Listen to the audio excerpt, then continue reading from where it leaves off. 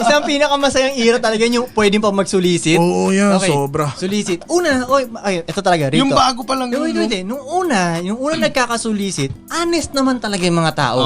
So, mag-iiwan ka ng sobre sa mga bahay, magbibigay ng pera, lagyan ng 100. Mapupunta talaga sa uniform, sa kota, diba? Lahat. Tapos may folder tayong dala nun, tapos nandyan lahat listahan ng mga player, at saka pirma nung kung sino mang head o ganun, diba? Pag magsusulisit po, honest talaga. Doon nagmula talaga eh. Honest. Pero nung Kaso kinabukasan. nalaman ng tropa na pwede ka palang maggawa ka ng sarili mong folder, maglista ka ng mga pangalan, iwan ka ng sobre, wala naman kayong team.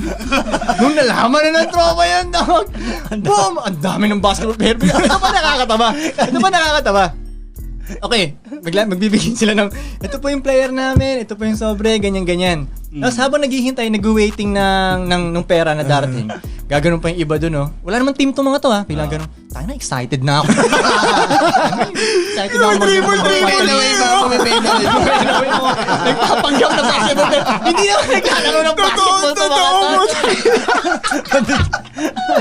Papagsulisit lang eh. Totoo.